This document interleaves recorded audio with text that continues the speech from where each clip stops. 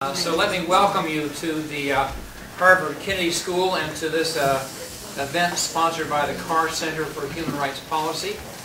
My name is Charlie Clements. I'm the Executive Director of the Center, and we're very happy to host this event tonight about Dos Erres and some of the families connected with that event.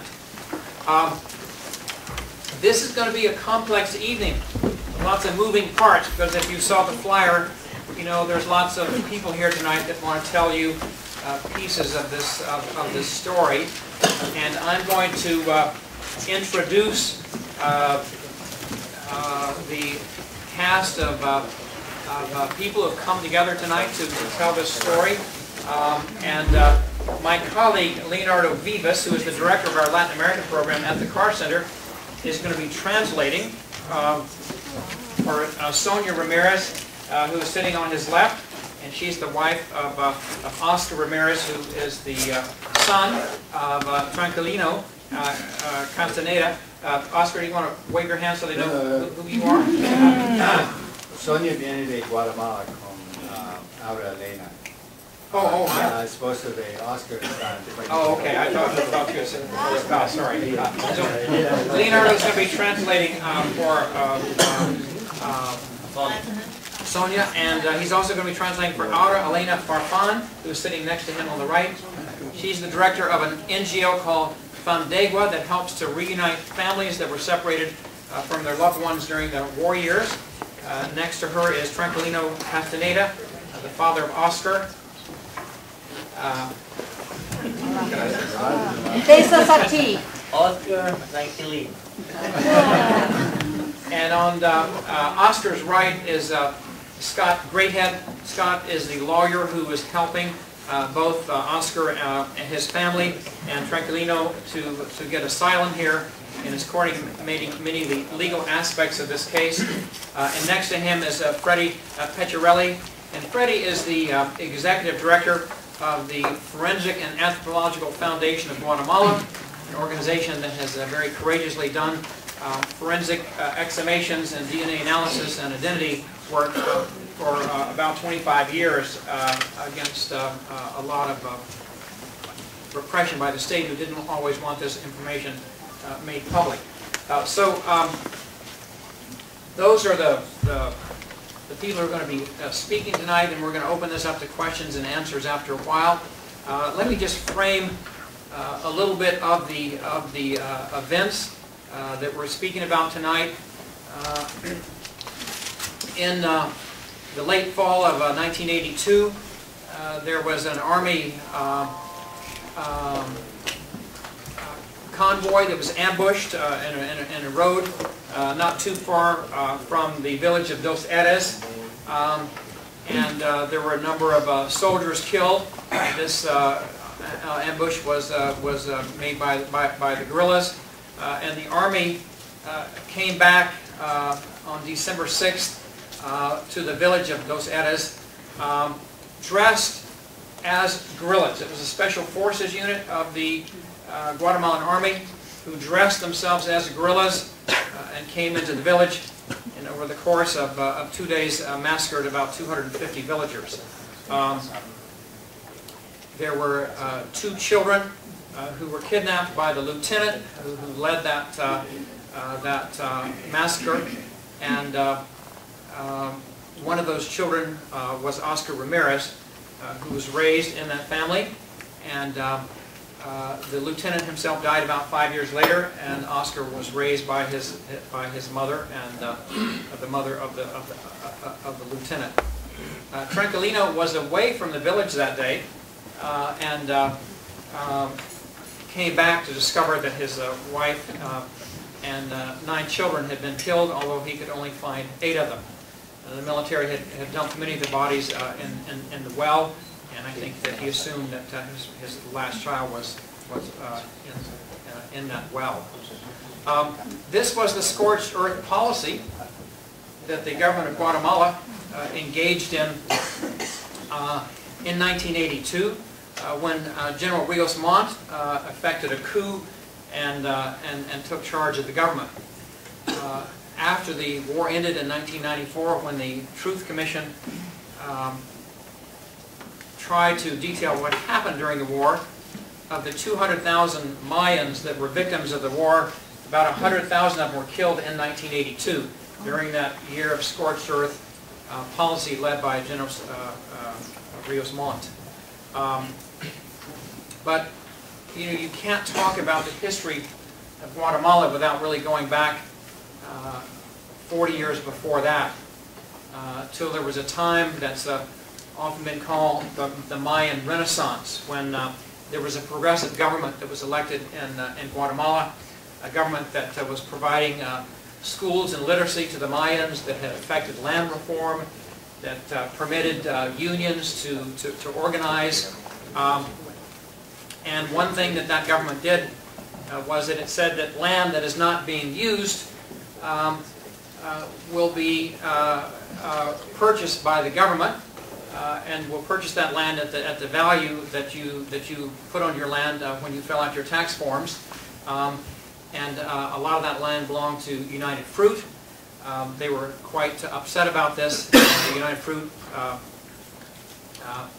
had a man leading it named Alan Dulles, I'm sorry, it had a man named John Foster Dulles on the board of United Fruit, and also the head of the CIA at that time was Alan Dulles. And the CIA responded to the entreaties of United Fruit that really this government was communist, that it was threatening American business interests, and effected a military coup that overthrew that democratically elected government. I had the strange honor of leading an NGO in Washington, D.C. in 1986 when a tall guy about 6'4" came into the office with a U.S. Marine belt buckle on, and he said he was spoiling for a fight. And we thought we were getting a lot of, this was an NGO dedicated to, it's called Americans for Peace in the Americas, and this man said that he was spoiling for a fight, and we thought he was one of those who was threatening us. And he said that he led the overthrow of the Guatemalan government in 1954, that he had run an arms factory for the CIA in Mexico for a number of years. He was called back to service to lead the coup that overthrew the democratically elected government. And we published an op-ed in the newspaper the next day, and that was the first time that anybody connected with that activity had ever gone public. And what followed really was 50 years of military and authoritarian leadership in Guatemala that eventually would take the lives of about 200,000 Mayans in the course of that, and not end until peace accords in 1994. So these events at Dos Erres were characteristic of several hundred villages that were massacred during this period of time. Justice has been rather slow, but I think if there's anything I would like you to carry away from this evening, and many of you I know are very aware of this, is that it takes a variety of organizations and courageous individuals and donors and activists to move social justice. And in Guatemala for many years, it was exceedingly dangerous to exhume bodies, and people who knew their loved ones were buried in clandestine graves had to petition the government for permission to do that. For permission then for Fredy Peccerelli's organization to do identification and DNA work on those bodies before they were reinterred. People who did that work were constantly threatened. The military granted itself more or less an amnesty after the peace accords in 1994, and it took many years for the court of the Inter-American Court of Human Rights to basically nullify that, which allowed some of the prosecutions to take place, or some of the perpetrators of Dos Erres. You may have read that 3 of the perpetrators have been sentenced to a collective 6,000 years for the events of that day, and several of the perpetrators are still at large.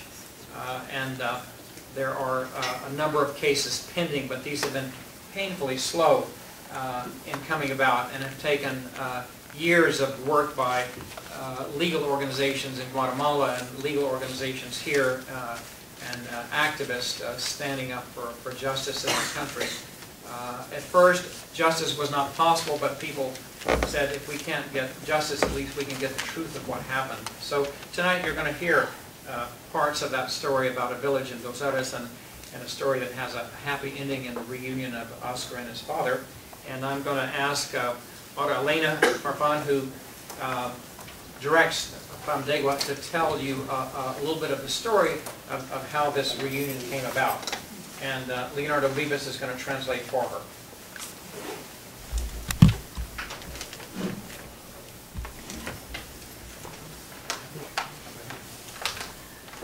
Buenas tardes para todas y todos. Gracias por estar acá con nosotros. Este día es muy importante para darles a conocer, uno, los horrores que se han vivido en el pueblo de Guatemala, pero que la misma tierra ha entregado lo que con anterioridad ha llegado.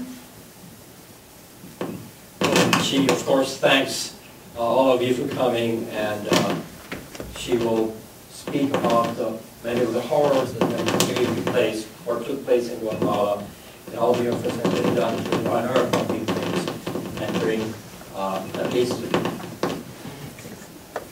Y que nos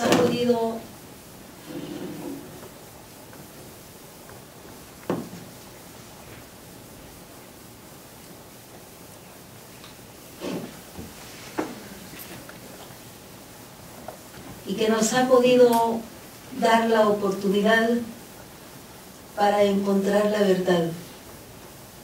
Esa verdad bajo la tierra y aún en las personas sobrevivientes de la masacre que se llevó a cabo el 6, 7 y 8 de diciembre de 1982. And of course appreciates the possibility that people like her had to unearth all these problems that took place. It's like, you know, the earth coming back to earth and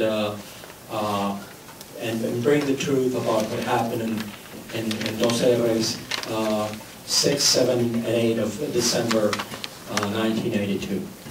De alguna manera el doctor ya explicó cómo se llevó a cabo la masacre. Sin embargo, quedaba mucho por investigar. En 1994, Fandegua tuvo la denuncia de la existencia de restos humanos sobre dos lugares a flor de tierra. Charlie already mentioned in broad terms what happened at Dos Erres, but what she's going to talk about is that in 1996 they got a number of denunciations of people mentioning that a number of corpses had been found in several places. En un lugar que se llamaba La Aguada y otro Los Salazares. In two places called, one was La Aguada y and the other Los Salazares. Y el pozo que tenía 12 metros de profundidad, donde la mayoría de los hombres, mujeres y niños habían sido arrojados vivos, los niños y los hombres y las mujeres golpeadas con una almágana en la cabeza. And they found this well where 12 meters the depth, where people were smashed in their heads and dumped into the well, women, children, and men, some of them even alive. Se llevó a cabo la exhumación, se les dio cristiana sepultura a las víctimas que se encontraron, y en ese momento recuerdo perfectamente que el 5 de julio de 1995 tuve la oportunidad de conocer a don Tranquilino, que buscaba a su esposa y a sus hijos. And at the time, when they exhumed the bodies and brought them, and many of the families and relatives came, and it was right at that time, the 5th of June, 1995, when she met Tranquilino, who was here, who was looking for the bodies of his family. Pues para él todos habían muerto, sus hijos y su esposa. And he thought that all his children had been killed at the time. Pero todas las personas que estaban en la vigilia o viendo las osamentas y la ropa que se había encontrado en el pozo, tenían mucho temor por la misma represión que se había vivido. And what you found is that many of the relatives that came looking for their loved ones and looking into the clothes that were there were very afraid because of the consequences of speaking up about what they might have known. Muchas veces nos decían los nombres equivocados. Sometimes they even said wrong names in order not to compromise them. Por el temor que la represión se continuara. Fue así como, bueno, don Tranquilino, como muchos sobrevivientes, se alejaron completamente del lugar donde nosotros llegábamos para buscar mayor información. Is that as a result, many of the relatives involved that had loved ones involved in the massacre would even try to avoid people like her that were trying to find the truth, being very wary of the consequences it would have for them. Nos dimos la tarea como Fandegua de buscar a todos los sobrevivientes, como también a todas aquellas personas que supieran qué era lo que había pasado en el parcelamiento de las dos Erres. So what they sought to do was to first identify the victims, the complete and most exhaustive number and names of people, and so they could, and other testimonies of what had actually happened in that place, Dos Erres.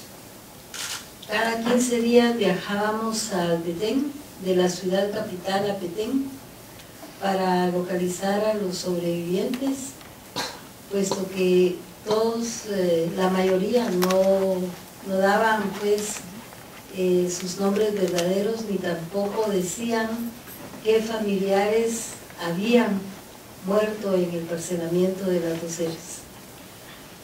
Every 2 weeks they would travel to Dos Erres from Petén, which is the capital of the province, and in order to talk again to the people, and who in many instances gave wrong names and gave wrong names of their loved ones, in order to bring the most of the information they could. Fue así como dimos búsqueda. Específicamente estaba allá la MINUA, que era una organización de Naciones Unidas que estaba verificando los acuerdos de paz. So at the time there was a United Nations organization that was in charge of supervising the peace accords, and they counted with their help in order to fulfill their work. The name of the organization she runs is Fandegua, which has been doing all this work for so many years. Como también aprovechábamos para dar pequeños spots en la televisión local del Petén, en los periódicos, en la radio, para dar a conocer lo que había pasado en el parcelamiento de las 2 Erres, la necesidad que había de que los familiares se acercaran a Fandebo. And one thing they did is that, as often as they could, they would give tips and information to the local TV station in order to ask the relatives, ask the survivors, and ask the people that had any information about what happened to come forward and provide the information. En uno de los tantos días que llegamos, hubo una persona que había estado en el parcelamiento de las 2 Erres cuando se llevó a cabo la masacre, y era un ex caibil. In one occasion, there was one person that came forward, and it happened to be a person that had been there in during the massacre, and that he belonged to this special ops force called the Caibiles, which had been trained in Panama during all those years of U.S. providing training for soldiers of Latin America. At the School of the Americas. School of the Americas. Él quería hablar conmigo para contarme lo que había pasado. Lo buscamos, fuimos a encontrarlo y platicamos 4 horas, la primera vez que estuvimos platicando con él. La realidad es de que yo tuve muchos sentimientos muy encontrados, difíciles de vencer, porque pensar que aquella persona había estado donde habían muerto hombres, mujeres y niños de diferentes edades, y los horrores que yo estaba escuchando de verdad era terrible. Sin embargo, it was really that she decided to go and talk to this person, and they had a long talk for around 4 hours, the first talk they had. And what she said is that she had, of course, very mixed feelings, because this person this perpetrator was talking about in detail what happened, what they did, the atrocities they made. And of course, in her case, to be listening to that was very strong, but she kept going despite the difficulty of that. Pero yo soy mujer de fe, y le pedí mucho al Creador que me diera sabiduría y que me diera calma para poder escuchar. And she describes herself as a person of great faith, and so she asked the Lord to give her strength to carry on with her road. Sabía que solo así podíamos alcanzar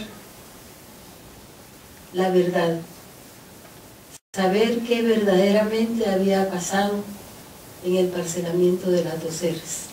That was the only way to know what had really happened at the place called Erres. Entonces él también ofreció de que habían otras personas que habían participado en este parcelamiento de las 2 Erres, el que ellos tenían deseo de hablar, porque ya tenían mucho dolor de conciencia al recordarse cuando veían a sus niños de lo que había pasado en el parcelamiento. As well, this first person that she spoke to, told her and her colleagues that there were a number of other persons that had participated in the massacre, who had a lot of remorse. Every time they saw kids around, they were very remorseful about what what they had been through participating in that massacre.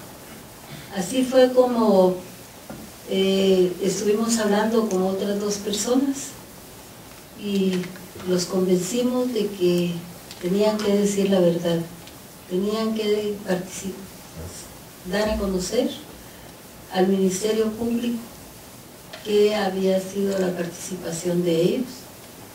So they spoke with two people and they convinced them that they should come forward and talk to the public prosecutor about what the detail of the actions of what had happened in that place.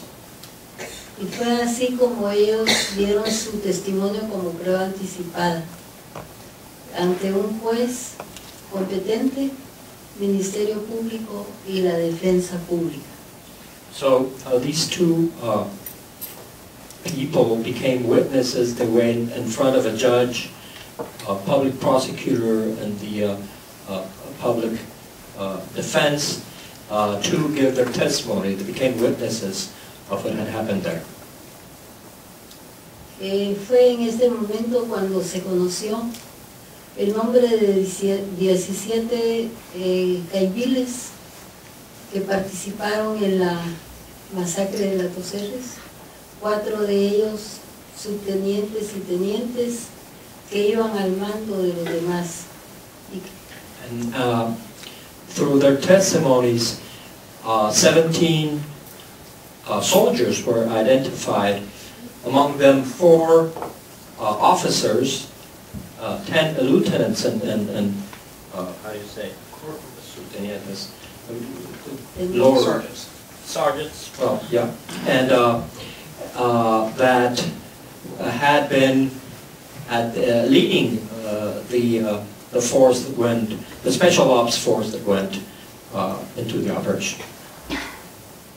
Ellos dieron los nombres de estos señores y también nos dieron a conocer de que 4 de los hombres se habían llevado a los niños. So these people, they not only identified these 4 people that had led the operation, but they also testified that they had taken under custody 2 children that had been the only survivors of the massacre. Fue así como conocimos de que 2 de los chiquitos, uno de 5 años, perdón, 6 y el otro de 3, se los habían llevado para la escuela de caiviles, a donde regresaron, estuvieron un mes y luego después se los llevaron a sus hogares. These 2 kids, one 6 and the other 3, were taken by these officers. They were taken to the headquarters of the special ops, the caiviles, and they stayed there for a period of time, and after that they were taken to their own families. Nos dimos la tarea de buscar a los familiares porque nos habían dado los nombres de quienes habían llevado a estos chiquitos y de localizarlos, que de alguna manera uno vivía en la costa y en el otro en Oriente. So they went to trace the people that had done this, and they happened to live one in the coast, in the other in the eastern part of the country. So they decided to go and trace directly the place where these children had been taken to. Afortunadamente encontramos a la familia materna y paterna del primero que vivía en la costa sur. They found, fortunately, they found one of the families, the one that lived in the eastern coast, the part of the mother and the part of the father, both parts, they were identified. Desafortunadamente, con mala suerte, él sí había perdido a sus papás y a sus 7 hermanos. This kid had lost his parents and his 7 siblings. Encontramos a sus papás maternos y a sus papás paternos, tíos, y bueno, hubo un reencuentro en el cual pues él está muy contento de haber encontrado a su familia, más no así a su papá o a su mamá. So this person, the survivor, was very happy to encounter the part of his family from his dad and from the mom, despite the fact that his parents both had died. Ha sido un joven también muy colaborador con su testimonio, específicamente en el caso de las 2 Erres, puesto que hemos alcanzado también una sentencia de 5 participantes de Caibiles que tuvieron una sentencia de 6.060 años. As a result of that, this now adult person gave his own testimony to the legal procedure, and that the people. 6.060.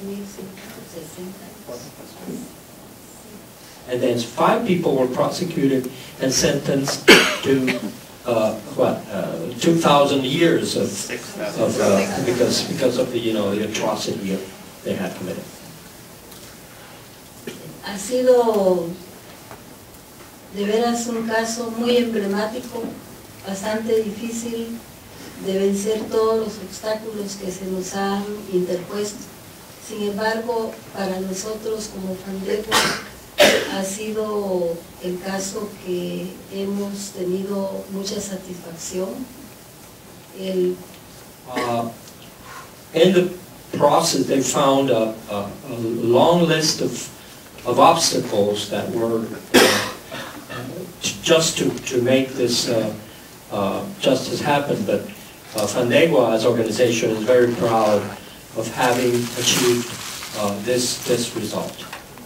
Con este joven pues hemos tenido comunicación constante y en una oportunidad yo le contaba de lo que se había dicho en la prueba anticipada y le hablaba de Óscar, le contaba de Óscar que también él había sido adoptado pues por una de las personas que había llegado al carcelamiento de las 2 Erres. They maintained constant contact with this person, and on several occasions they spoke about the case of Oscar, who was the other survivor, and showing and mentioning the case and the name to him, because Oscar had also been not only captive but had been kidnapped by one of the officers that was the head of the operation. Me parece que ellos han tenido mucha comunicación también. Llegó el momento en que el otro joven me contaba de que Óscar solo recordaba un nombre, el nombre de don Tranquilino. Inmediatamente vino a mi mente que don Tranquilino podía ser el papá de Óscar. And they had kept contact, and this other person told her that the only name that Oscar remembered at the time was the name of Tranquilino, his father, and that made her think that they might be related. Y fue así como llamamos a don Tranquilino, pero sin antes solicitar la colaboración o la experiencia que de alguna manera tiene ya de 20 años la Fundación de Antropología Forense con el laboratorio de ADN, y entonces se les solicitó a ellos para que hicieran la práctica de la prueba de ADN a don Tranquilino, y por supuesto a Óscar, para ver si... So they thought that the moment had come to talk to Don Tranquilino, and but not before they would do all the procedure, the forensic procedure, and for that they counted on the experience of this organization that has been conducting all these DNA tests, and so they asked the organization to make him the test, Tranquilino, and to make Óscar the test. Why don't we pass the microphone down to Fredy, one of the microphones down to Fredy at this point, and let him tell a little bit of the story at that point where he was contacted by our Elena. Así.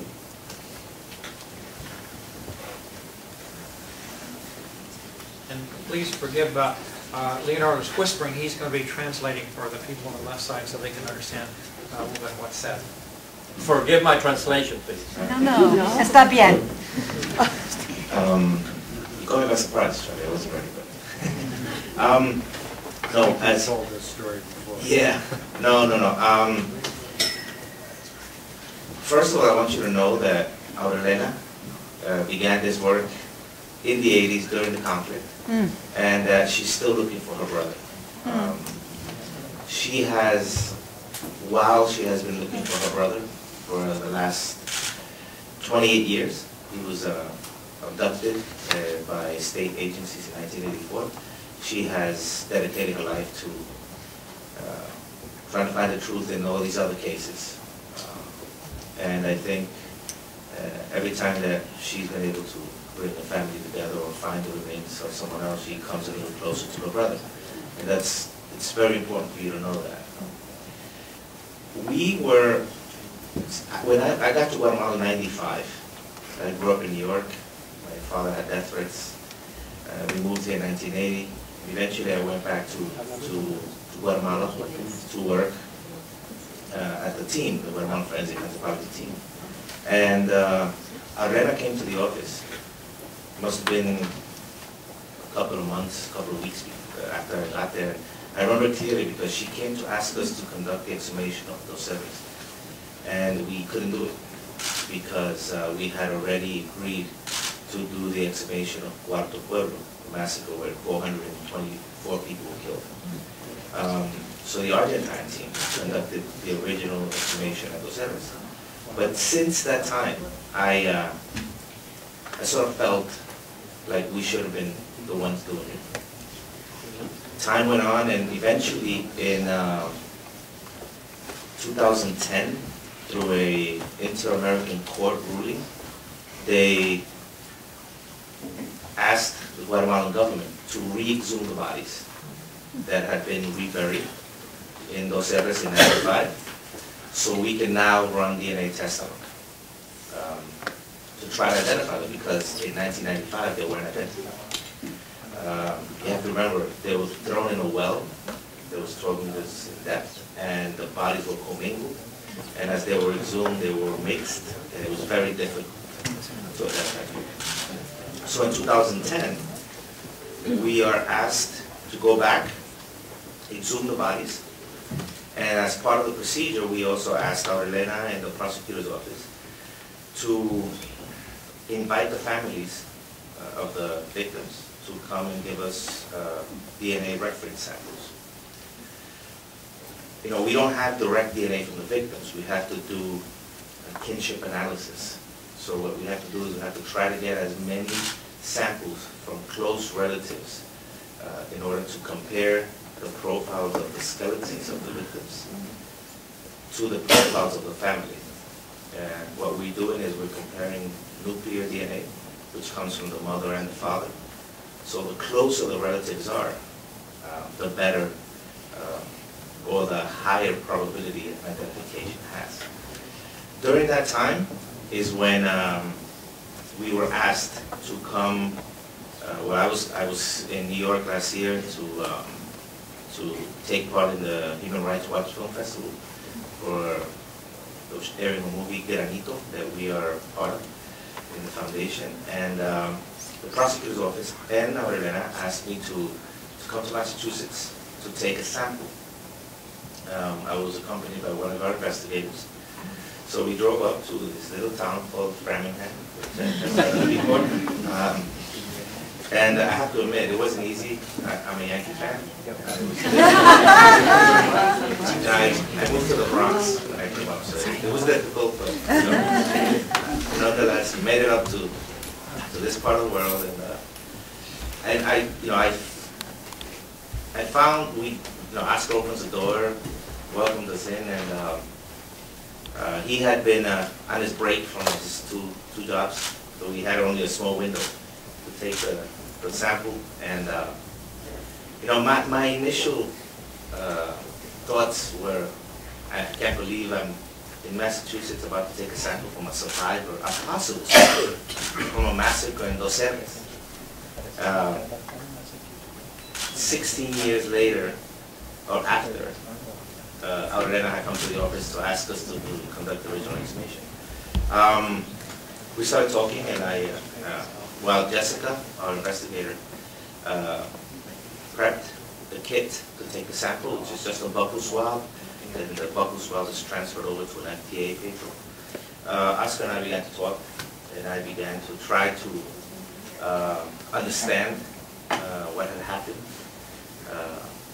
and see if he knew anything. And one of the things that we quickly realized was that the test, the prosecutor's office, had asked to conduct two analyses. It wasn't just to see if he was a surviving child and his father was still living. It was also to see if he had a living brother. So this other man that Elena spoke of, or the other survivor, initially it was believed that they were brothers. And the test was also to compare Ramiro's DNA to Oscar's DNA to Tranquilino's DNA, because we had to see if they were related to each other and if they were both or either one of them related to Don Tranquilino. So we did. One of our investigators in Guatemala City took Don Tranquilino's sample, took his interview. We took Oscar's, took it back to Guatemala City. And I was asked this, I'm only going to mention it because I was asked this. Yes, we do have a DNA laboratory in Guatemala. Yes, it is ISO accredited under Rule 17025. It is only one of 3 in all of Latin America that has this type of accreditation. And it is the only one in civil society.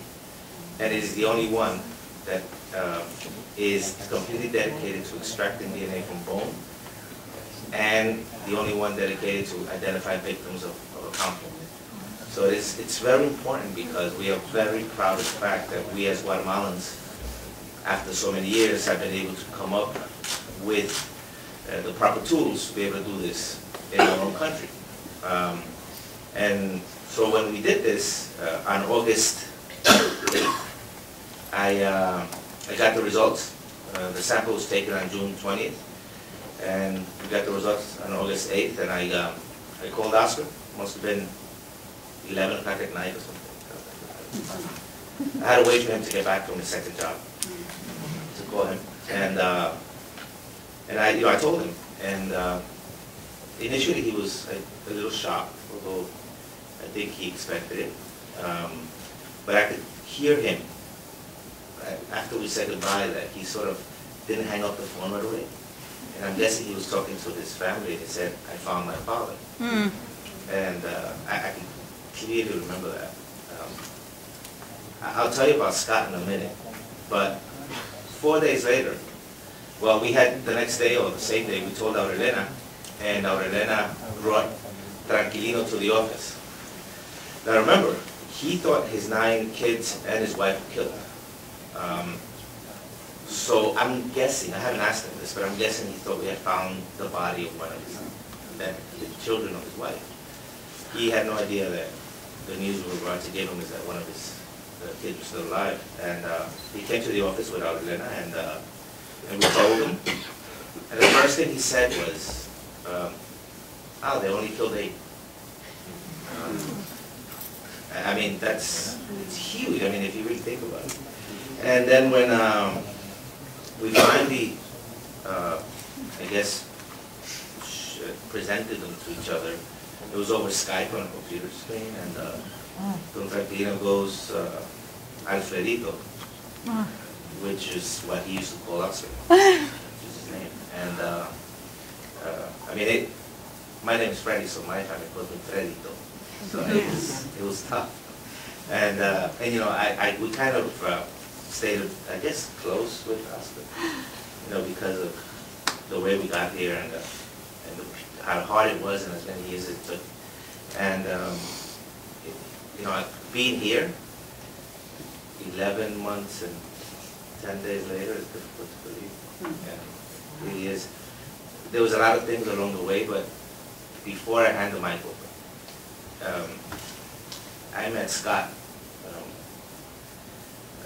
on that same trip. Fredy, could I ask you if we could maybe let Oscar and Tranquilino Sure. say a few words, and then we'll let Scott come in at the end with some of the legal work, because I think it would be a good moment to hear from Oscar and perhaps his father. Let me just say one thing.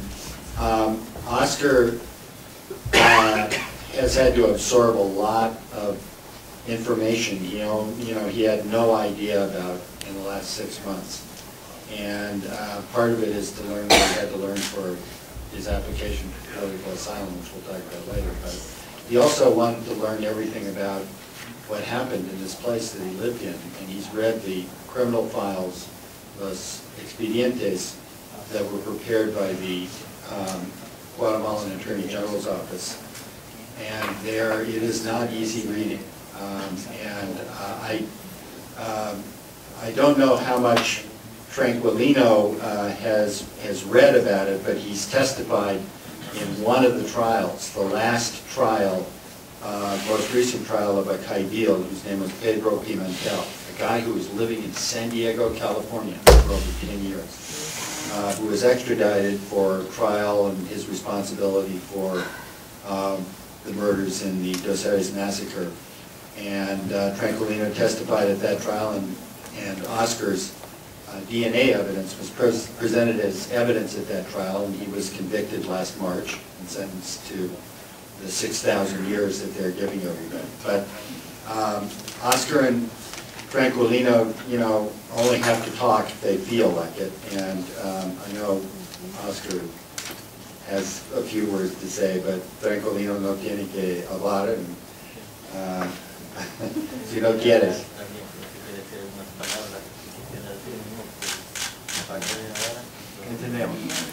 He says he'd rather pass me back.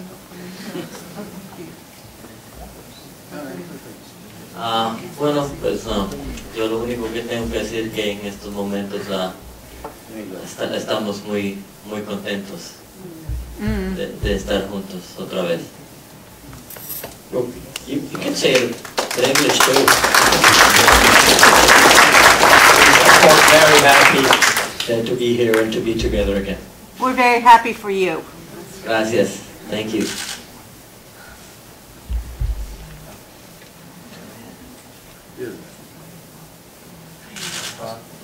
Oscar, would you like to say a few words? No.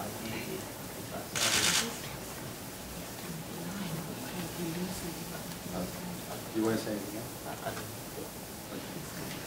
else? My name is Scott Greathead, and I'm a lawyer who got to know Fredy last summer and the extraordinary work that he's been doing in Guatemala. And he casually mentioned one day, hey, you know, we found this guy up in Massachusetts who appears to be a survivor of this massacre. And I said, what? And my first thought was that, you know, we have to, I asked him whether he was documented or undocumented. I was pretty sure of the answer to that, and he was undocumented. So my first thought was we have to tell him he's he's entitled to seek political asylum, and if he wants to do that, I will represent him.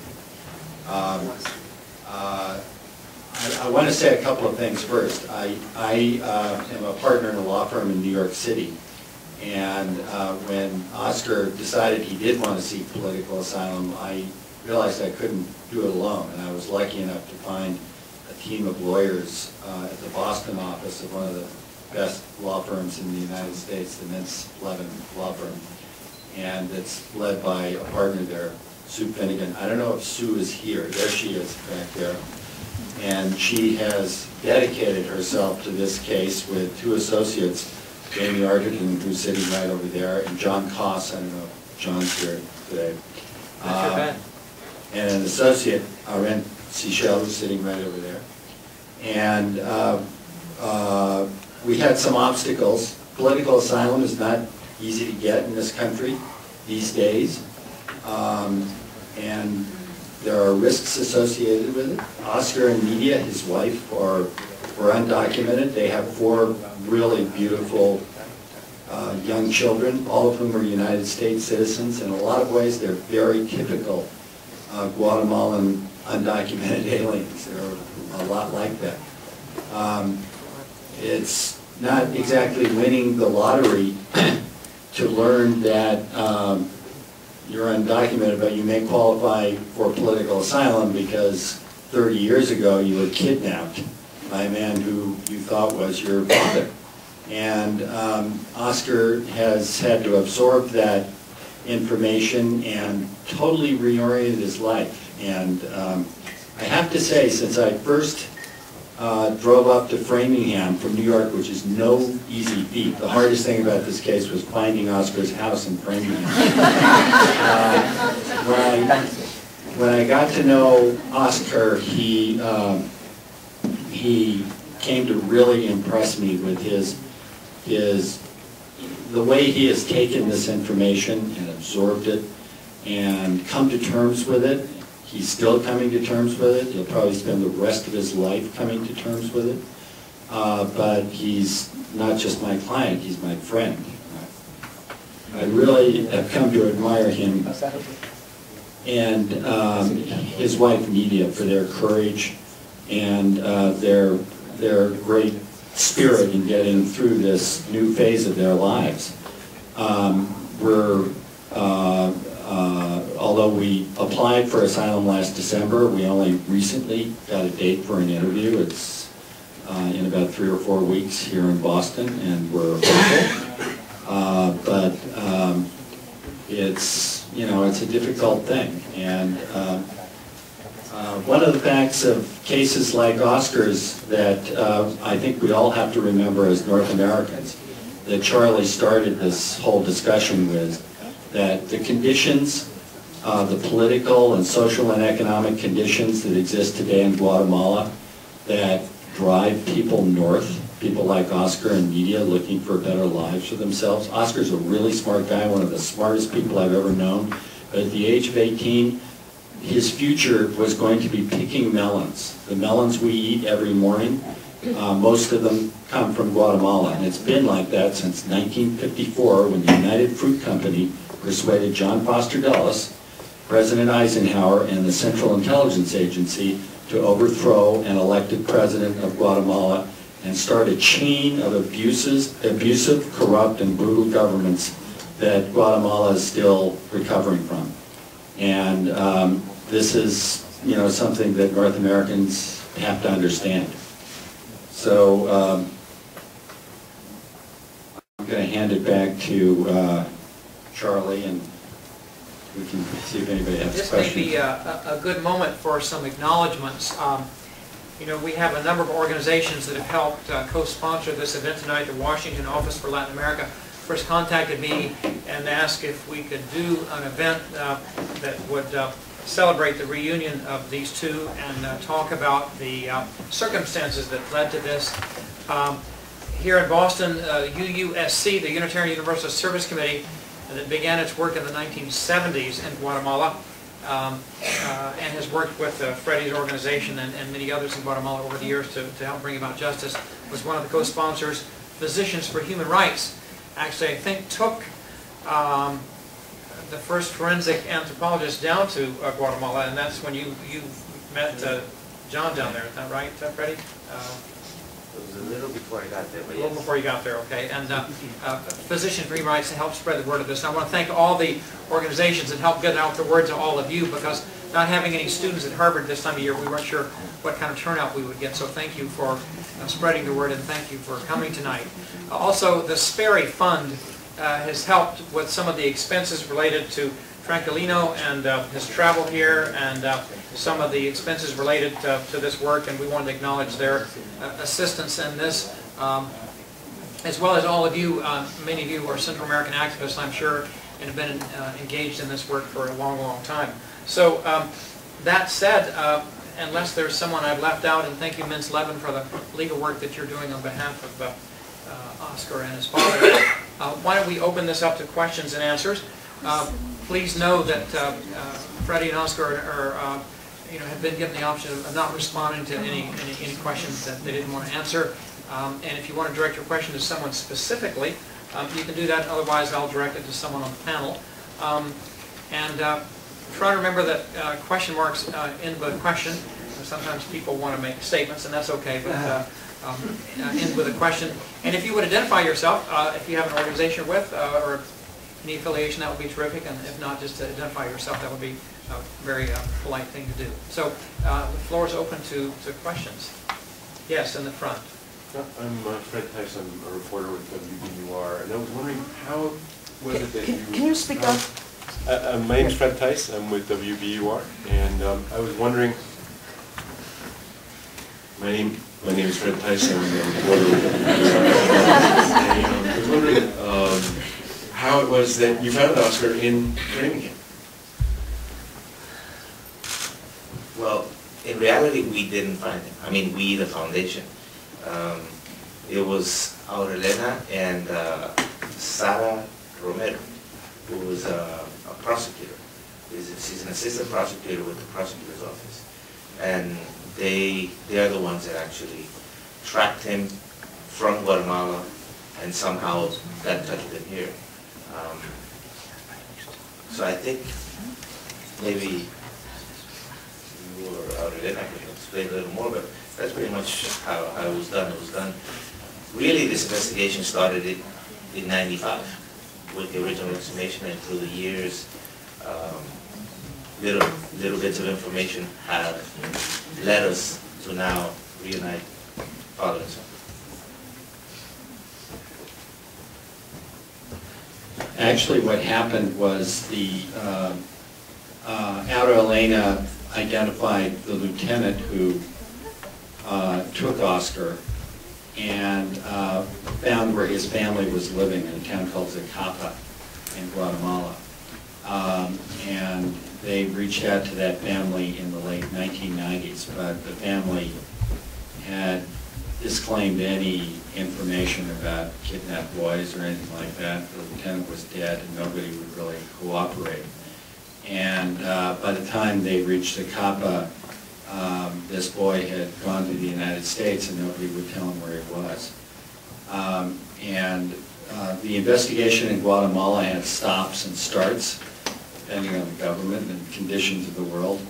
And after about 2008, the investigation sort of got hot again, and a deputy fiscal in Guatemala City named Sara Romero, who had been looking for Oscar on and off for almost 10 years with Aura's help,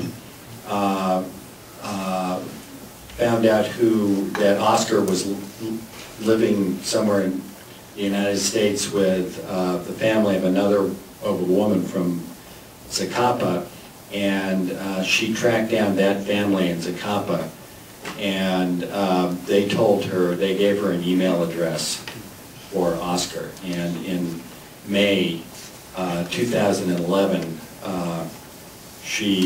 I think she telephoned Oscar, and then she sent him an email with this incredible story that you can read on the ProPublica webpage. It's an email in Spanish that starts out, "You don't know me, but," and it goes into this long explanation about why they believed Oscar was kidnapped and a survivor of this massacre. That was the first thing Oscar heard of it, and they asked him to consider taking a DNA test, and Oscar decided to do that, and that's how Fredy became involved in it. Kind of a remarkable sequence of events.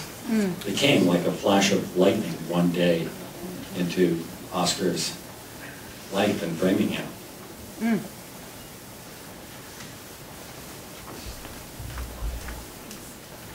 Hi, my name is Carol Cosma. I'm with El Planeta. It's a Spanish newspaper that serves the Latino community.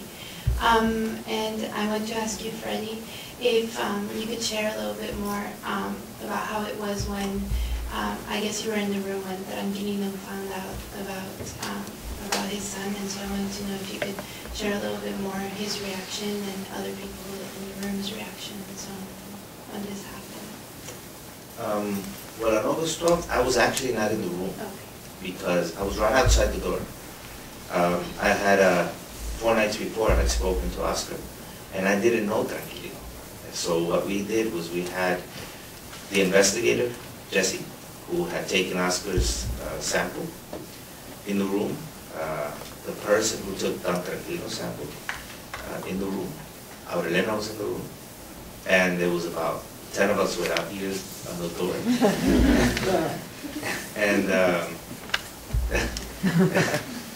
And as soon as I told them, they opened the door, and we came in with the computer. And I was sort of, because I knew Oscar. Or Elena didn't know Oscar yet. I mean, only a couple of us knew Oscar, so we sort of introduced them there. And I mean, like I said, what took him, the first thing he said was, they only killed 8. And then as soon as he saw him, he called him what he used to call him when he was 3 years old.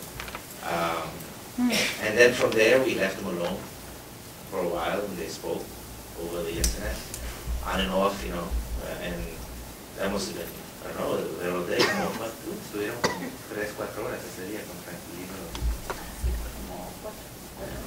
It was like a 4-hour Skype. And then, there was a person there from the Peruvian team who were doing some training in Guatemala. And she was so excited, she sort of like joined the circle, and she had some pisco and started making pisco sours. And then we sat at the computer with Oscar watching while, we sort of sat around, and pretty much little by little, more and more people joined, and pretty much the entire office stopped working. And everyone just wanted to hear and meet Don Tranquilino and congratulate our Elena and just be a part of it. And it's been that way ever since. And I think that's the same. Yeah, Scott didn't, when I met him, it was for something else. And when I told him about this, he got more excited than anybody I've ever seen. And he doesn't like to really boast about it, but he has made a lot of things happen since then for his family. He's another piece of the puzzle. We all just are little small pieces of this huge puzzle that has brought it back together.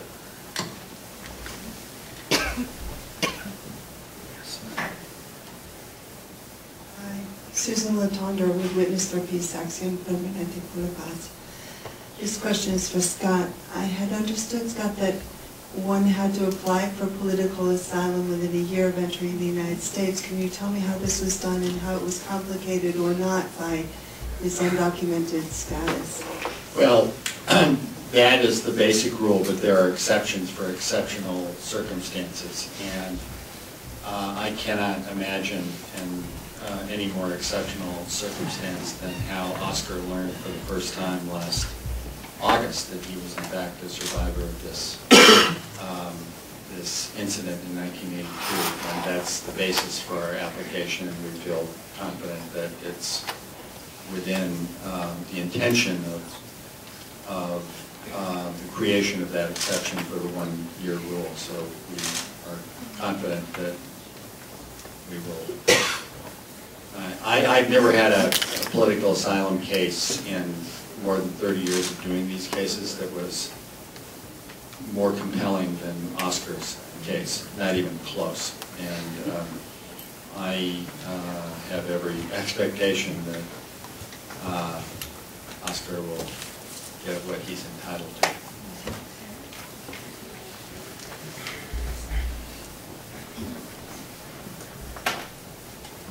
I'm Mark Schneider. I teach at Suffolk.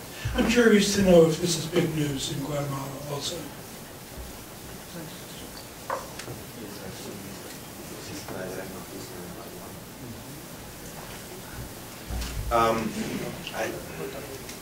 I got an email today from the sub-director saying they made a huge article in the Siglo XXI, which is one of the Guatemalan newspapers today. But I think the internet has made it available, everything that was done up here. So it's a story that's growing, and I've been getting messages all day from Guatemala about this. And I don't think they all come from the same source as far as the newspaper. So yes, I think it's becoming really big news by the minute. I'll give you an example of how unaware much of the public was in Guatemala for a number of years. They knew terrible things was happening in the countryside, but there was not much said or written about it. In 2003, when I led the first USC delegation there after becoming president of USC, we helped arrange the first screening of Discovering Domingo, which was a documentary film about a young woman who had been adopted in the United States. And only when she grew up and became a mother and was reading to her children, she began to have some nightmares about what had happened to her family. We premiered that film in Guatemala City in 2003, and Domingo was there. And afterwards, people continually raised their hands and said, we had no idea this was going on. We had no idea what was going on in the countryside. We have lived here, and you know, are we like Germans for kind of not being aware of what was going on around us? But there was a lot of ignorance for many years, and not easy to talk about these things. It's emerging more and more with these legal cases, and with the Reparations Commission, and with more and more exhumations and identities. But it's still a dangerous topic for some in Guatemala.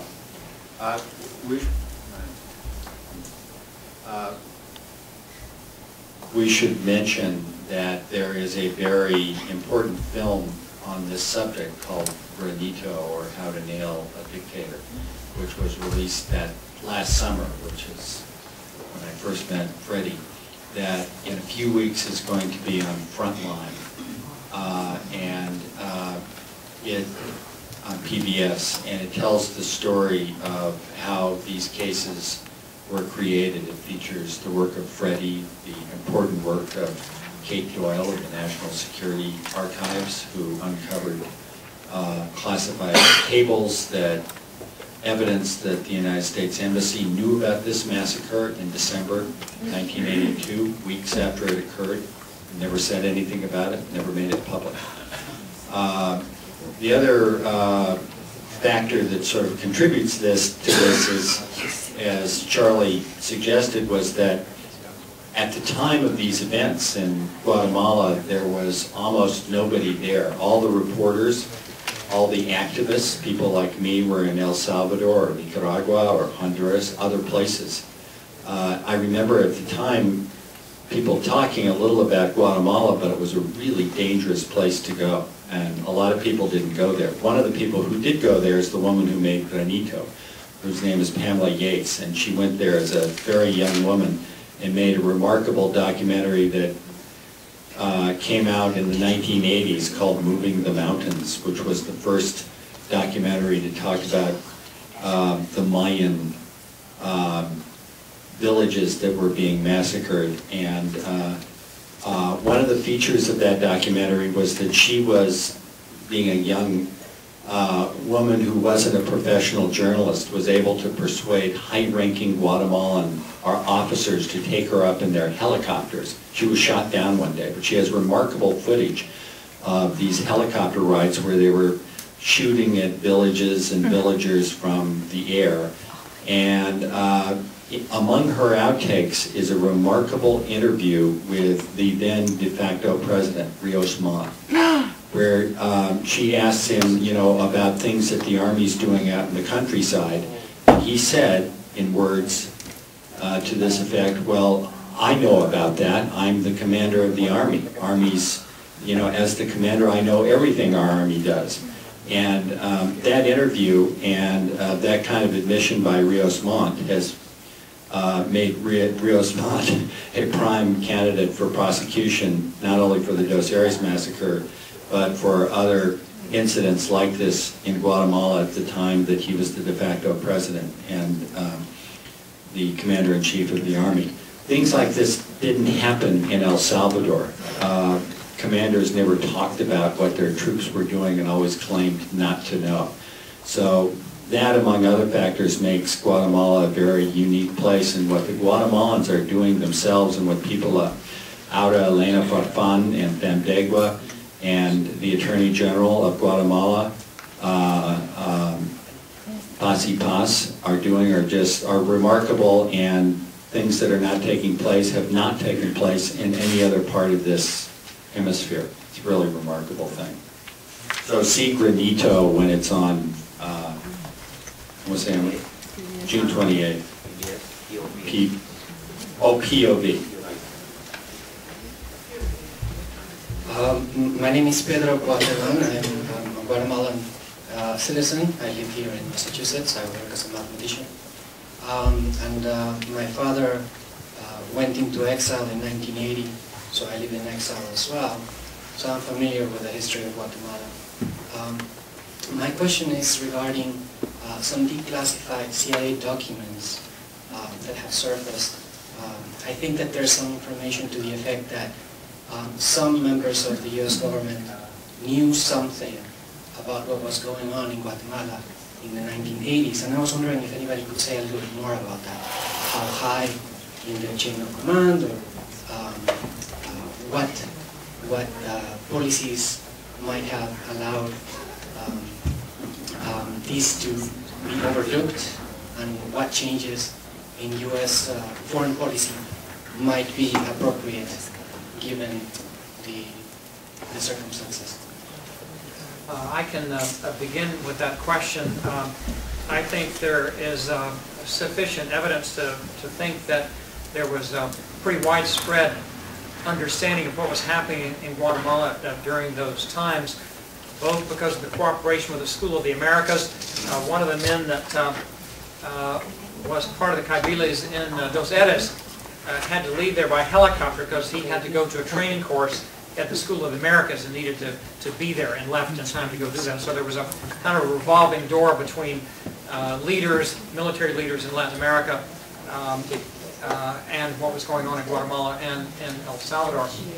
The U.S. Cold War mentality really was that this was an extension of what was going on between the United States and the Soviet Union, and so we tolerated human rights abuses by our dictators, whether it was Marcos in the Philippines or whether it was what was going on, Rios Montt in Guatemala, or the Salvadoran military.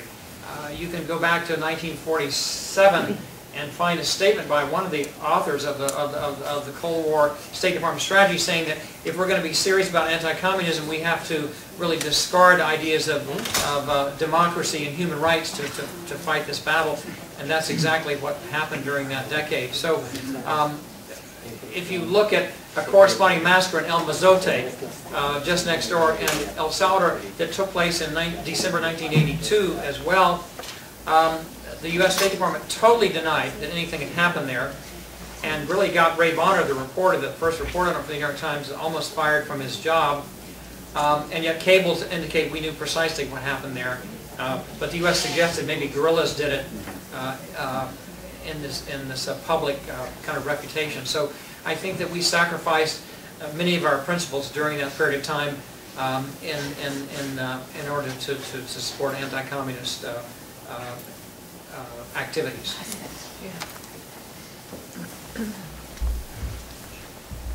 Hi, My name is Erin Phillips. I'm an attorney at Greater Boston Legal Services.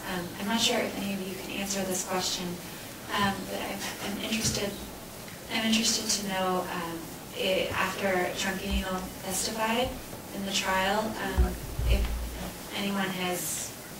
I know it's very dangerous to testify in a trial like that. I'm just interested if anyone has made any threats or what things have been like for him in Guatemala after the trial.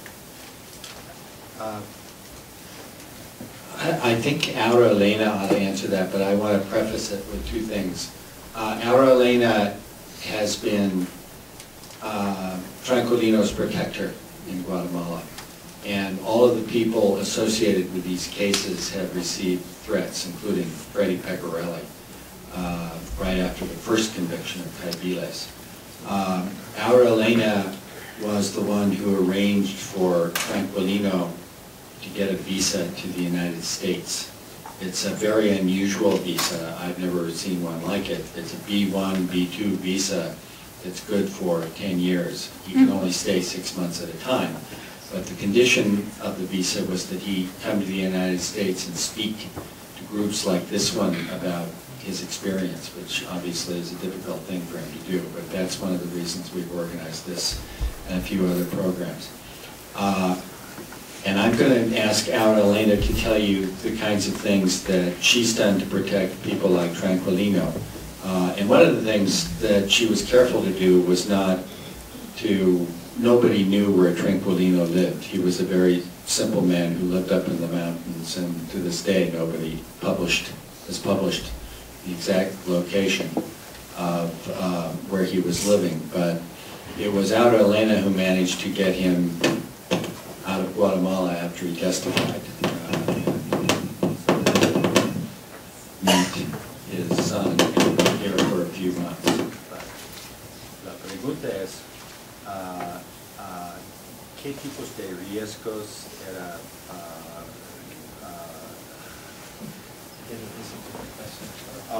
¿Qué tipos de riesgos?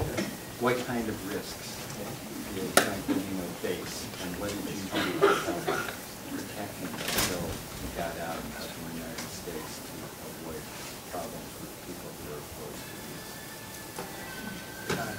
¿Cuáles son los tipos de riesgos que tiene Tranquilino y que hacemos Tranquilino? ¿Y cuáles son los tipos de medidas que la protección protección seguro? Tranquilino y otros testigos con Tranquilino.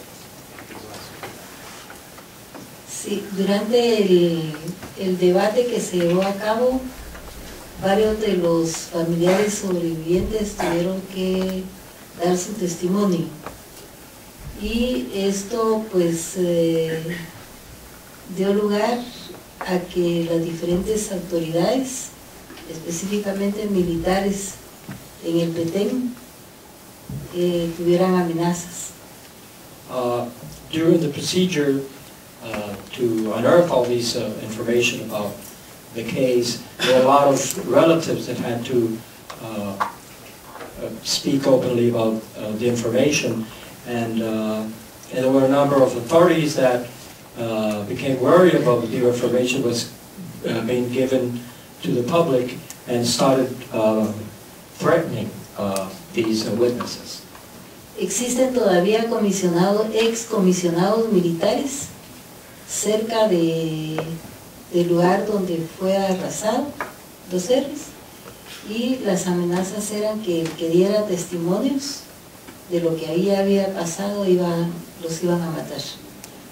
There's still people out there, former commissioners who, at the time when these informations came out to the public, started threatening people with their lives. A don Tranquilino lo tuvimos que llevar a la ciudad a 15 kilómetros, perdón, a 500 kilómetros de donde él vive para poderle resguardar, puesto que él estaba exigiendo el saber por qué habían matado a sus hijos. In the case of Don Tranquilino, he was taken from the countryside where he lived to a city 500 kilometers away in order to protect them, because he wanted to know the reasons why his children had been assassinated.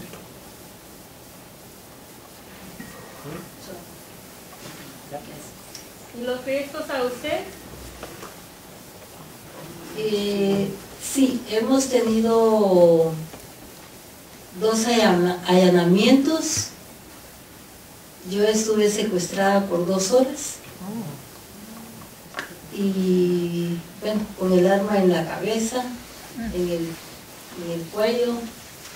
Sin embargo, considero de que tenemos que correr riesgos para alcanzar lo que queremos. The police.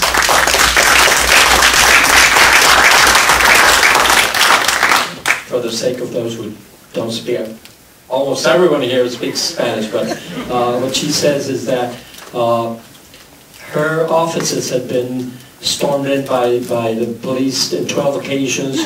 She was kidnapped for a number of hours, but they know and they're sure that they have to stand up for these for the truth. Pues de parte de la sentencia de la Corte Interamericana tenemos medidas cautelares, y estas medidas es de que hayan 2 personas o 2 policías dentro de la oficina, pero nosotros salimos para nuestras casas o regresamos sin saber si lo vamos a poder hacer. The Inter-American Human Rights Court gave a sentence asking the Guatemalan government to provide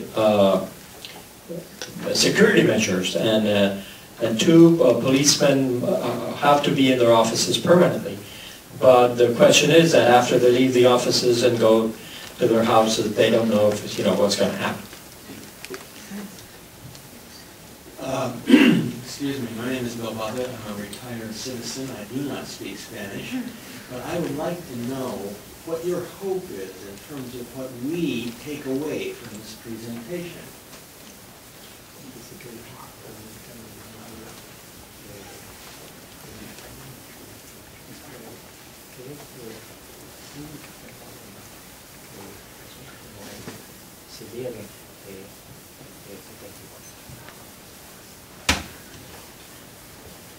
Uno es el agradecimiento de que ustedes estén acá con nosotros, escuchando y viendo, conociendo a las personas que tuvimos la oportunidad de que se reencontraran. Lo otro es pedirles a todos y cada uno de ustedes cartas, mensajes al presidente para que esto nunca más vuelva a repetirse en Guatemala. Firstly, she is very thankful to all of you for coming here and sharing the encounter of Tranquilino and Óscar, which is a great achievement for the organization. That's the first thing. The second thing is that she would hope that each and every one of you would send letters to the government or to Congress here and in Guatemala, so what happened in Dos Erres doesn't happen ever again. If I may add, obviously it's important for us that you get this information and share it, because as Scott said earlier, Guatemala was really the silent, the secret, the unknown war, and everything that happened. I mean, I've had people like the science editor of the New York Times apologize to me because they didn't cover Guatemala whenever it was happening. And I told them, well, cover it now, because one of the things that's happening in Guatemala is that all of our donors are leaving because, well, because there's needs in other places, and we understand that. But all of our work is supported by international agencies. We don't get any support from any national state agencies. As a matter of fact, the DNA laboratory was paid for by a grant from the State Department, from the Bureau of BRL, Bureau of Democratization, Human Rights and Labor, sponsored by Neomark in Congress, the U.S. Congress, supported by Senator Patrick Leahy in Vermont. Well, you know, it's important. We had a big issue with this initially when we started receiving funding from USAID in Guatemala, because in civil society, human rights organizations didn't accept funding from the Americans. And, well, you know, I grew up in the States, so I had no problem with it personally. But I asked Clyde Snow, I don't know if you know who he is. Clyde Snow is really the father of forensic anthropology and its application to human rights investigations. He has worked everywhere. I mean, he was part of the JFK Commission, and I mean, he's been everywhere. But especially, he was the person who helped to form the Latin American teams, like the Argentine team and the Guatemala Foundation. And I called Clyde and I asked him, I said, Clyde, listen, you know, this has been offered, what do you think? And he said, well, you know, it would have been a lot cheaper if we didn't pay to put them in the ground. So I don't have a problem with my tax dollars today helping get, you know, to get them out of the ground and identified. So if I was you, I'd take it. And that was 1998. Since then, the American government, not alone, of course, but with the Netherlands and the Swedish governments, through the UNDP in Guatemala, has been supporting this work. Not only the work of the foundation, but also the work of foundations, as well as many other Scandinavian countries. But it is very important that you do write to everyone that you could in the American government, and to let them know that this is important work, that this work is really only beginning. The last 20 years, we've really only been getting ready to do what we're now accomplishing. I mean, what we're seeing here today is really just beginning. There's probably more survivors of more massacres. There's many, many, many, many people that we haven't identified. I mean, we've recently identified this year 5 victims that show up in the military diary. I don't know if you know what the military diary is in Guatemala. It's a document that showed up in 1999 that was given to Kate Doyle of the National Security Archive, where 183 people are documented with pictures and descriptions of who they associate with and many other things, but also when they were captured. And there's also a date that starts with 300. The 300 code, followed by the date, was the date of execution. We exhumed 220 sets of human remains, people, from a military base in Comalapa in 2003 and 2004. And because we didn't know who they were, we kept those bodies. And it wasn't until last year that one family came strolling into a cemetery where we worked in Guatemala City, gave us their DNA sample, and we put it in a database that's run by a software called Emphasis, which is a mass fatality identification system developed by an American company called Gene Codes for the identification of the victims of the World Trade Center, and donated to the foundation. When we put in that software, it allowed us to identify one of the skeletons in grave 9 of the 220 with victim 55 of the military diary. He was abducted the 23rd of February of 1984, executed the 29th of March 1984. Sergio Saúl Linares. 2 weeks later, we got another hit from a second family, the family of Amancio Villatoro. He was found, he was abducted January 30th, 1984. Shows up in the military diary as case number 74. He was also found in the same military detachment in Comalapa, in the same grave as the first one. And when we looked at the date of execution, it was the same date, March 29th, 1984. So after that, what we did is, how many people are in that grave? 6. Guess how many people in the entire diary had dates, 300 dates of the 29th of March, 1984? 6. So we didn't have the other 4 samples, the samples of the other 4 families. We went we looked for them. Eventually we found 3 in Guatemala. Those 3 have been identified as Hugo Navarro, Juan de Dios Amayoa, and Moises Sarabia, and the 6th victim is in the process of being identified now. The family member is a person, I'm not really allowed to say, but it's very similar to Oscar's case. And I don't want to burden Scott with this. But I think I have a little case with you. But, you know, again, this is just the beginning. There is, you know, we've exhumed over 1,450 different locations. We've exhumed over 6,500 skeletal remains. We're working in 3 municipal cemeteries. I mean, it's huge. What happened in Guatemala is really, really broad, and it really reaches out to almost, I mean, the indigenous population that was affected was 83%, but there was also a lot of academics that were targeted in the urban centers.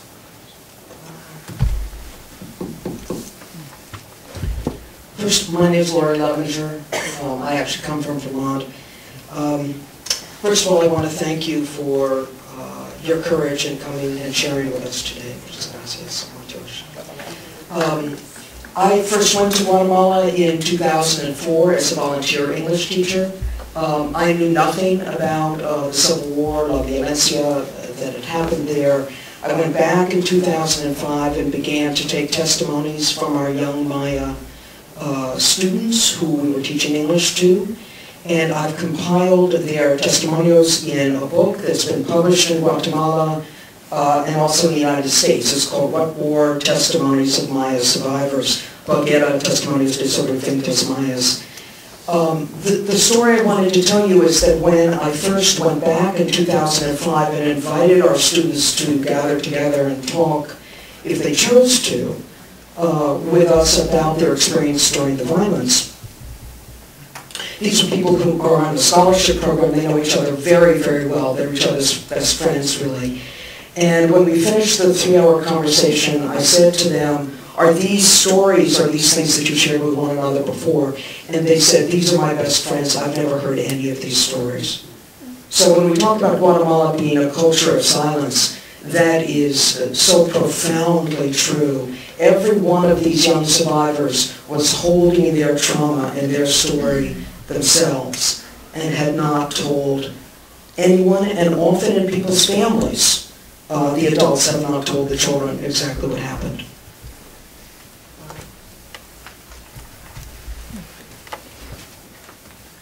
Hi, I'm Rob Marlin.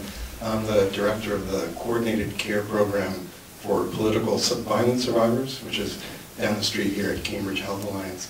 I had a question for Elena and Fredy.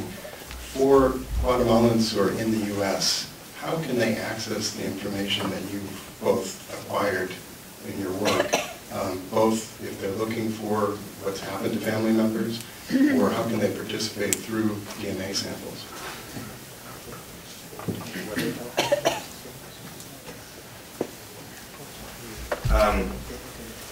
Well, the way I met Scott was because a lawyer that I had worked with in the genocide case in Spain, Almudena Bernabeu, asked me one time, how can I help you? You've helped me so much, how can I help you? And I said, well, you know what I've always wanted to do? I've always wanted to set up an NGO in New York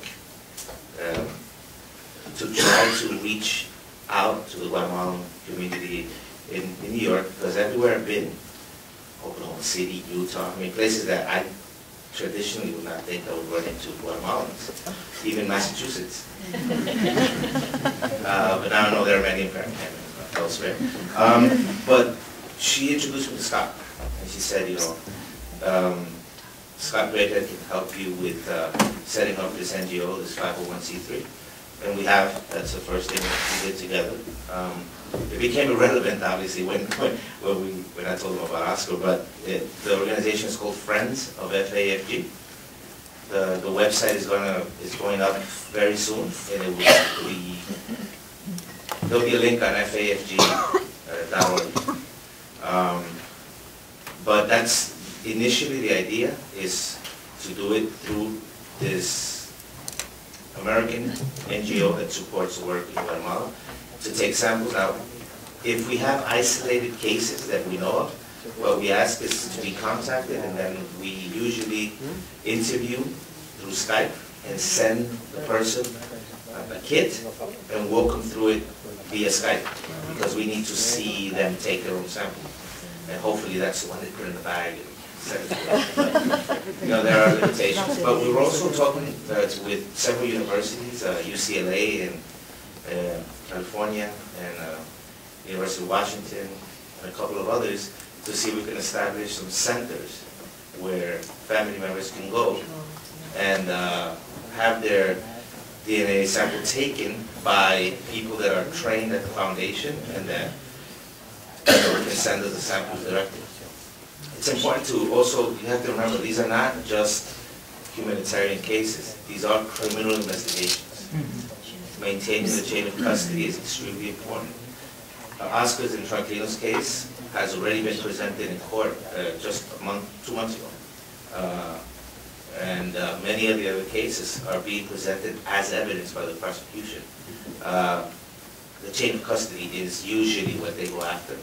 So it's also very important that we remember that in the process of wanting to help, because you get easy to say, just send them and we'll send them back, but we need to make sure that our investigators individually can go and stand in front of the court and say, yes, I was there, I'm responsible for this, I had it in my custody the entire time, I gave it over to the DNA lab, the DNA lab can say the same, so that actual report's handed in. So we are beginning to think the first effort is going to be this NGO, and we're hoping that it will work, and that then we'll see how we take it from there.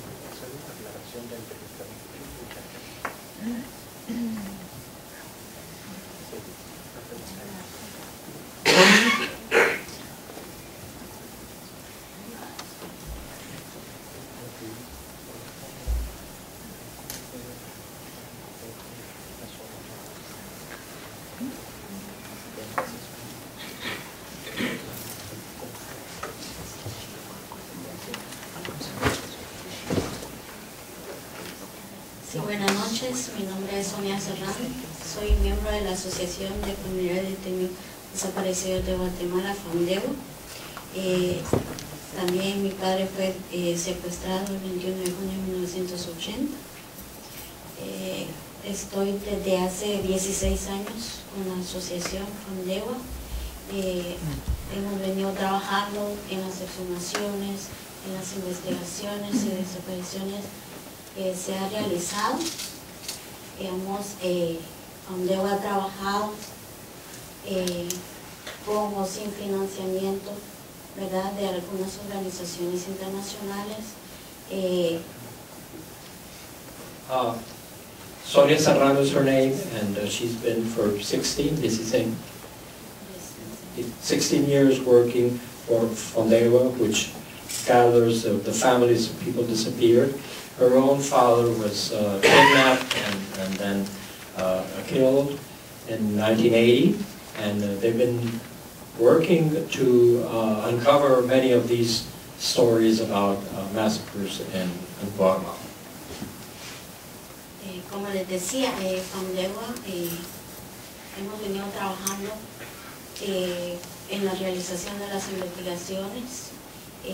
También les podemos proporcionar algunos correos electrónicos que se pongan en contacto con nosotros a nuestro correo para darles acceso a algunas direcciones donde van a encontrar información del Archivo Nacional de la Policía, donde ellos han dado un correo para ver todos los casos que han encontrado, ¿verdad?, parte de ellos, ¿verdad?, porque son bastantes documentos. Another thing that they are willing to do is to provide you the possibility of accessing the organization. So in case you want more information about cases, particular cases or general cases, they can help you trace and give you more information about who knows what about many of these cases, including the archives of the police, where there has been a process of gathering information of many of these cases. Igual FAMDEWA lleva varios casos ante el Ministerio Público, ¿verdad? Varias denuncias, ¿verdad? De masacres. También lleva desaparición forzada, ¿verdad? Algunos casos que los familiares desean que FAMDEWA les dé el acompañamiento jurídico social, ¿verdad? También lo tenemos con el acompañamiento de la Fundación de Antropología Forense, ¿verdad? Llegamos hasta la exhumación, a la inhumación, y hemos venido trabajando, ¿verdad? Otras áreas, ¿verdad? Acompañando a los familiares. So apart from the kind of research they do and to unearth many of the particular information about massacres and that kind of events, they also provide support, social support to the families of the victims in order to help them, live through all these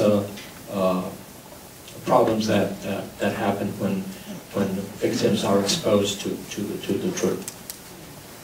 Con el caso de la masacre de las dos Erres, FAMDEWA ha acompañado 17 años, desde la denuncia de la exhumación hasta el proceso jurídico que se lleva con 5 sentenciados.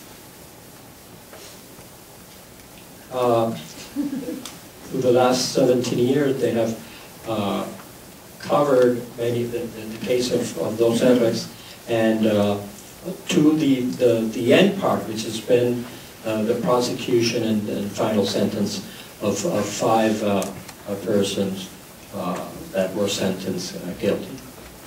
Dos reencuentros de niños de ese entonces, ahora jóvenes, como de Óscar y de Tranquilino, ¿verdad? Yo creo que a raíz cuando nosotros damos nuestro testimonio, qué es lo que vivimos, qué es lo que ha pasado, entonces es muy fuerte para nosotros, ¿verdad? Entonces también comprendemos con Tranquilino que él no pueda expresarse lo que ha pasado, lo que ha vivido, pero psicológicamente afecta, ¿verdad? Duele dar nuestro testimonio, ¿verdad? He talks about the case of people like Óscar or Tranquilino who are under the psychological pressure of unearthing all these terrible things that happened, and that on many occasions they find it difficult to express their sentiments in public. So that part of what they do is to go with them and provide company and support. Yo, a raíz de que he conocido a don Tranquilino, ¿verdad? Con el acompañamiento que le he dado en la ciudad capital cuando he llegado, he tenido mucho afecto, ¿verdad? Porque yo lo he acompañado al médico, a la movilización más que todo dentro de la ciudad capital. Creo que es una gran alegría que él haya ya abrazado a su hijo, ¿verdad? Como nosotros también quisiéramos cerrar un círculo, ¿verdad? Encontrar a nuestros familiares, darle una cristiana sepultura. And in her case, she's been able to be with Don Tranquilino when he was moved to this city away from the countryside where he lives, and then bring him to the doctor, take him to do a number of things he has to do there, and what he wishes is that it's very happy for the fact that in the end they were able to be together again and face themselves again. But she would also wish that many others could have the same closing circle in their tragedies, and have their loved ones buried or at least know where they were killed.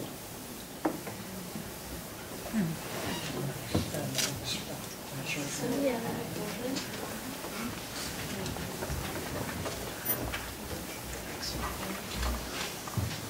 name is Jesse McDonald, and I have two related questions. With the new administration in Guatemala, has there been any signs, for better or for worse, of a change in attitude towards these kind of investigations? And also, with the testimonies of the Caiviles, some of them seem to have been pretty open, were they able to give information as far as how high up these orders came from, and especially with the new president having been a general during that time, how has the reaction been so far?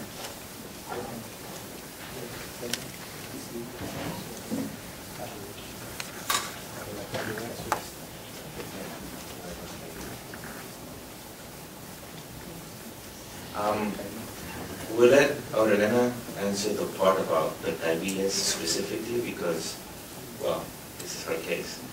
As far as the current president, I have to say we're optimistic. Because in the last government, we were supposed to have a social democrat in office.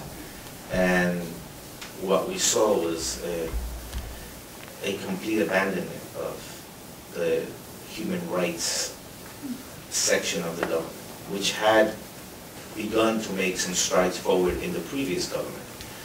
A couple of things that I can give you as examples. One, happened about 2 weeks after he took office, is that Guatemala has finally passed the Rome Statute and is now part of the International Criminal Court.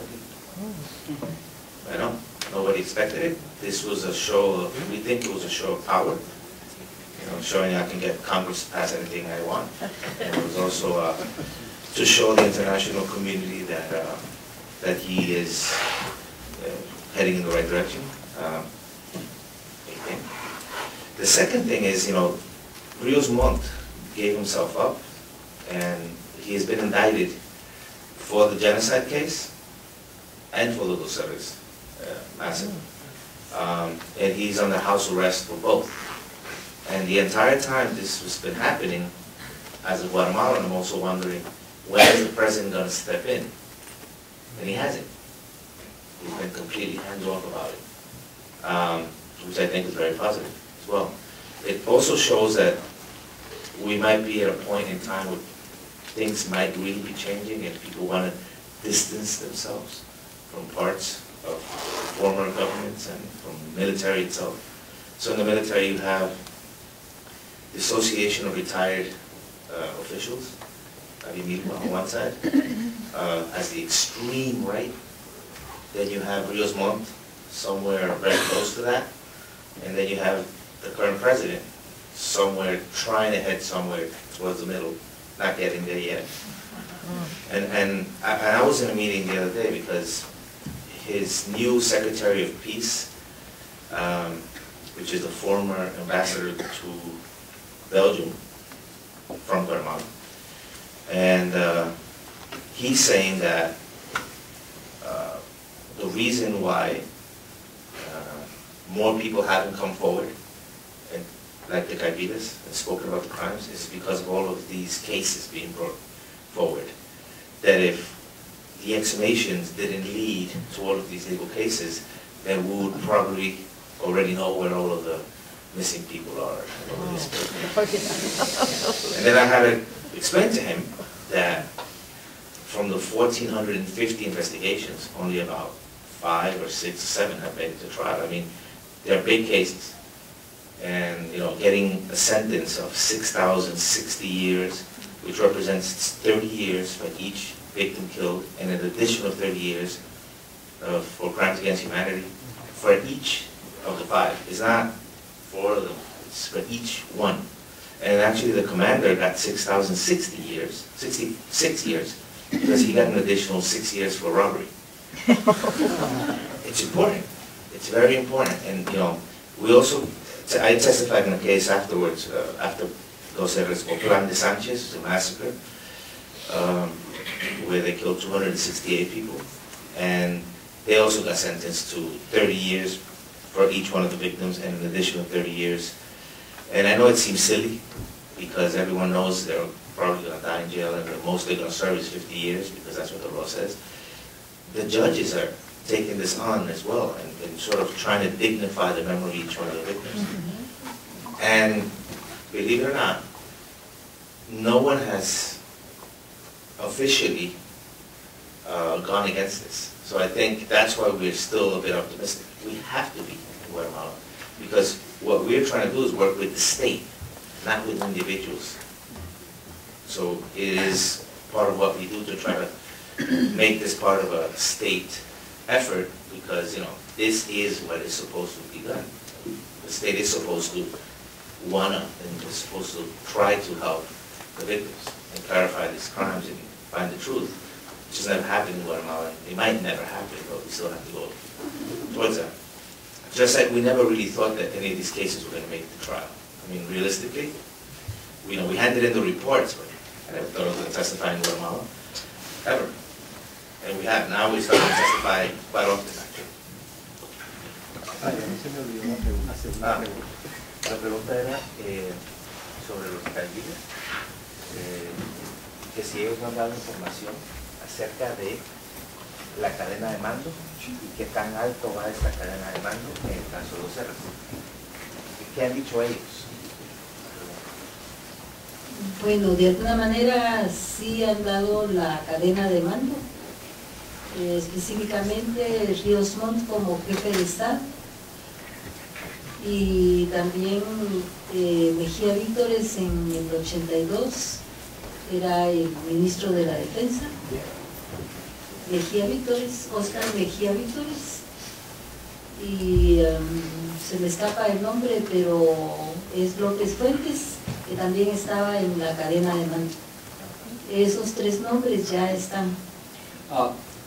Regarding the question of the cabildas, yes, there has been Ríos Montt, who was chief of the army, and he's been indicted, and there's a second one. Óscar Mejía Vítores, who was? He was Minister of Defense, and the third one, López Fuentes,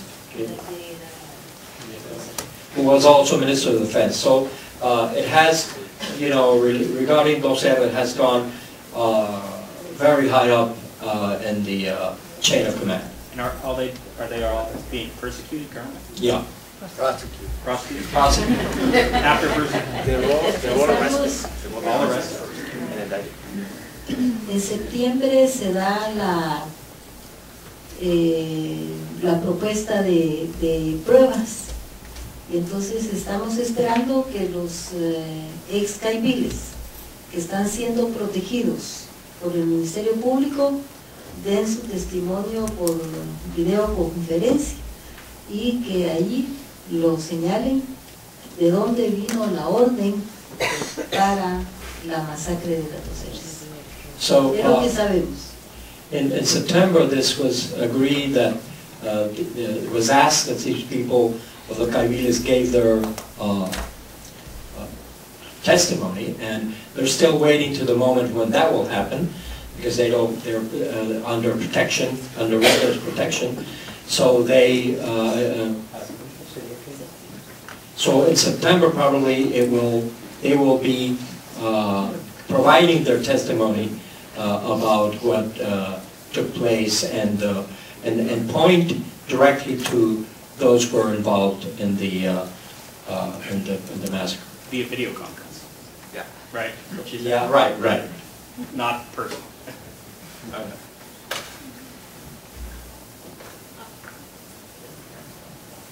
Okay.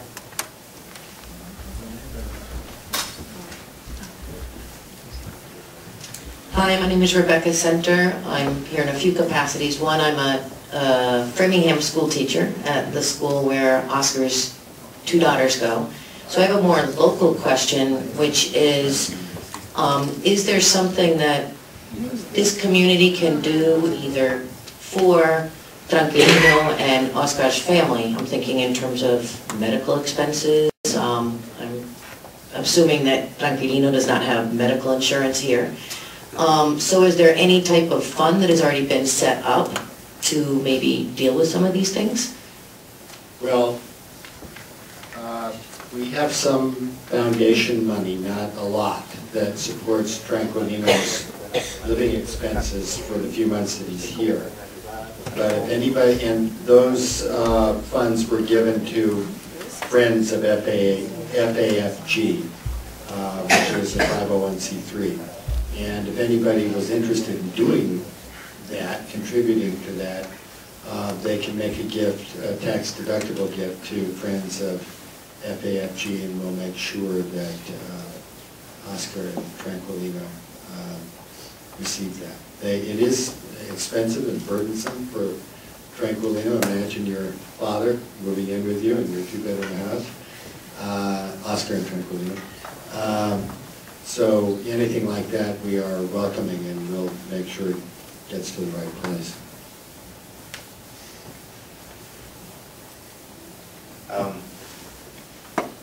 The first thing you could do is, I guess, tell the story. I know today Andrea came home, and I asked her how it went, and she said that, people asked her how her trip was to New York, and how's the grandfather, and she's very excited. They all are, and they just gained their grandfather. And that's it. They just, overnight, they have a grandfather. So this is at many different levels. So I think anything that comes from the community for them will be a great support. But for them, whether it comes through Friends of FAFG or it goes to them directly or whatever, I think it would be great for them. Thank you. I should also mention there's at least 2 clinics, the gentleman here is from one of them. There's one at Boston Medical Center that treat people who have applied for asylum and who are refugees and who have difficulties with post-traumatic stress disorder. Well, I think we'll close with your question in the back, and then we'll have to kind of wrap it up. Is there a need for safe homes for people who are witnessing? Are they in danger? Is there any kind of system set up to get them into secure positions? You know, there has been something in Guatemala for about 10 years called Peace Brigades International, and I think Witness for Peace and others that actually accompany people who have agreed to have filed for exhumations, who have testified, who have been willing to be witnesses in trials, and generally people from another country, Americans, Europeans, will stay in those villages and accompany them and be a presence for them. So that's one thing that's been done for people here for about 10 years. I'm not aware of anything here. Elena should talk about these 2 Caibiles who agreed to testify are being protected. I mean, Guatemala has invented their version of a witness protection program, and I can tell you nowhere in Central America has anything been done like this. Quizás puede explicar sin identificar la ubicación de Ibáñez.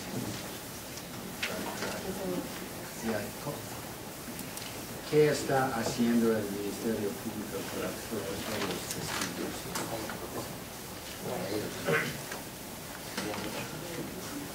¿Ah?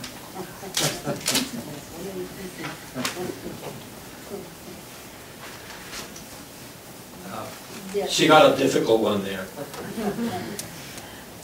Sí, de alguna manera no están viviendo en Guatemala, están fuera de Guatemala y la protección que les da es la mantención, por decirlo así, es decir, el alquiler de la casa, alimentación, vestido, medicamentos. Y de alguna manera, como el Estado de Guatemala protege a los guatemaltecos, que están también vulnerables de cualquier cosa les pueda pasar. Esperamos que no, ¿verdad? Well, first thing, in the case of these 2 witnesses, they're not in Guatemala, they're outside Guatemala, and they are provided a stipend, living expenses, medical and doctor expenses and other security measures that are normally provided to other Guatemalans within Guatemala. Se mantiene, digamos, el Ministerio Público con mucha secretividad en qué lugares se encuentran. Solo ellos saben dónde están, que es una forma de protegerlos. The public prosecution is the only one that knows where they are living. I wanted to give you some information about Fandegua. They asked me to give you, in case you want more information. It's very straightforward. Fandegua, F-A-N-D-E-G-U-A @gmail.com. And you can ask them FAMDEGUA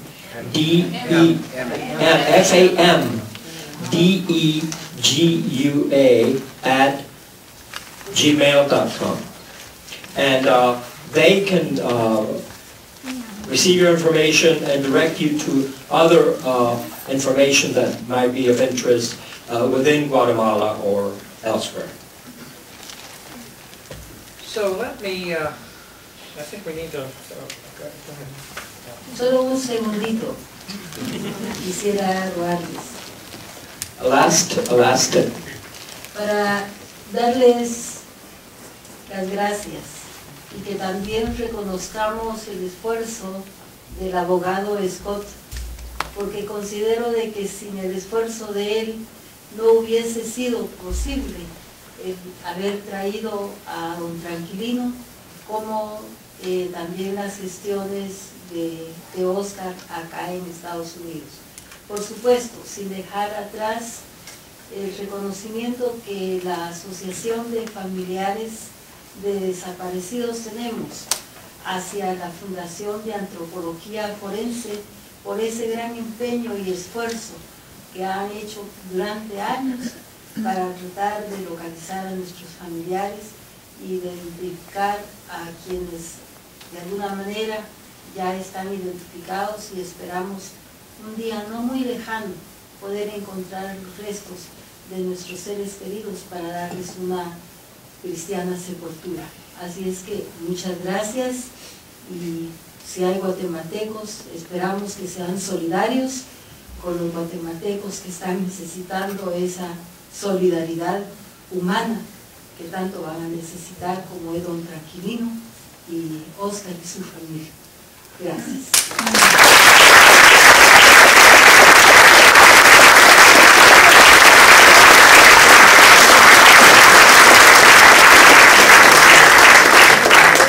So let me close by saying that that tribute to Scott is well deserved, but ahora Elena, Fredy, it takes many individuals with a lot of determination, a lot of courage to make justice happen, and they've been doing it for decades, and I hope that we'll continue to do this work.